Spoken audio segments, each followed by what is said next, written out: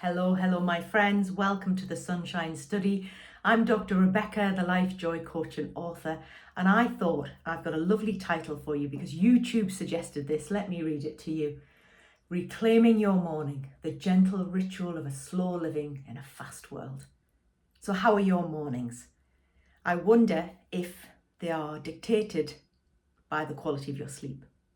So I talk about sleep a great deal. I love good sleep, but also I love what it can do for us. So let's just imagine you've had a beautiful sleep, deep, enriching, you feel well. What a blessing to be able to get up, dressed, washed and fed.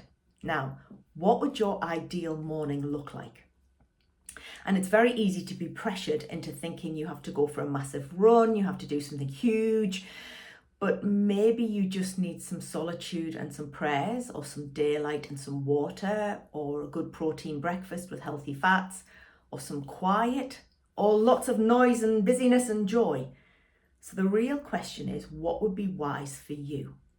I've been working on this for decades because I've had very severe health problems, and everything I could do to try and get well, I have tried to do. And I've worked with thousands of clients as a life coach and one-to-one counsellor. And we've been working on how to make their lives a bit less bad, to stabilise things and then improve. So the first thing to really know is what is good for you. I think the other thing is what is comfortable, what is manageable. So how do you actually feel in your bed? Is your bed supportive? Is it comfortable? Is it the right temperature? Is your room calm? I think a calm, uncluttered bedroom is essential. Is it dark enough for you? Is it got enough airflow? Is it cool enough? Is it all the things that would make you feel just lovely to sleep? What are your pillows like? What's your bedding like? And do you have a peace around you when you slip into bed at night? Because that's the start of your morning routine. Can you wake up comfortably? Then can you get up comfortably and slowly, or are you in a mad rush? So think about what time you need to go to bed to be able to wake up naturally and not have the alarm absolutely rip into you when you're in a deep sleep. Where would that be? Then think about how you get out of bed and how you move. Now, I speak from experience of being very unwell, especially first thing in the morning, and having very low blood pressure, so getting up was an arduous process for decades. So I get up very slowly and I move slowly in bed. And I'm now fortunate to have a cracker's little puppy who likes to be full of gusto first thing in the morning and wake me up. But also my husband usually gets up first and I just come to gently. And I know I need some time for that, so I factor that in. And also I move my legs slowly, and I move a bit of me slowly to try and get my blood pressure to cope a bit better with the change of position. So if you think about moving slowly and that you sit up a bit and then maybe gently let your legs come to the side of the bed, but that nothing is extravagant or extreme, and that gentle grace and care is a lovely way to start the day. And when you wake up, what are your first thoughts? Not, oh my goodness, or I've got to do, or oh, that was terrible.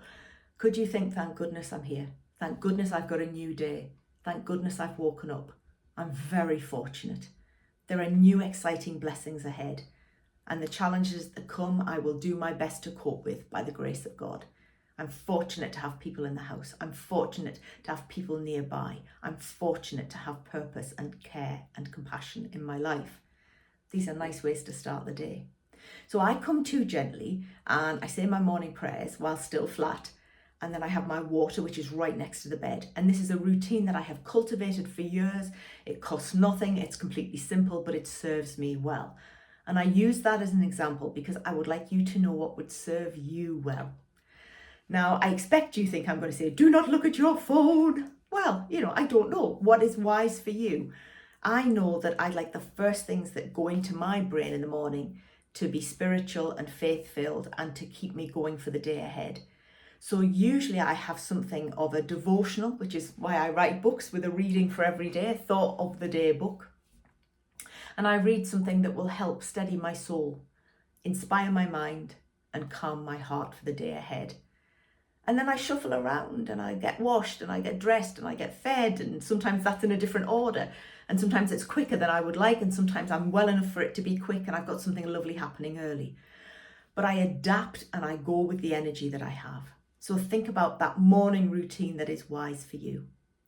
Now, you may be in a stage of life where your morning routine is what we might say very, very busy, or there's lots of noise, or there's lots of people needing you or wanting you. And maybe the way to do that is to plan around that and to start with the great gratitude of the busyness, because there will be times when you're not busy and you might long for it. So wherever you are, if you can find some grace in it, that's a lovely starting point. And in terms of fresh air, daylight, just something you might like to do. You might be well enough to go and exercise. You might be privileged enough to go and do yoga or Pilates or stretches or stand on the lawn or, ring somebody up and say good morning. Whatever you can do that helps you is wise.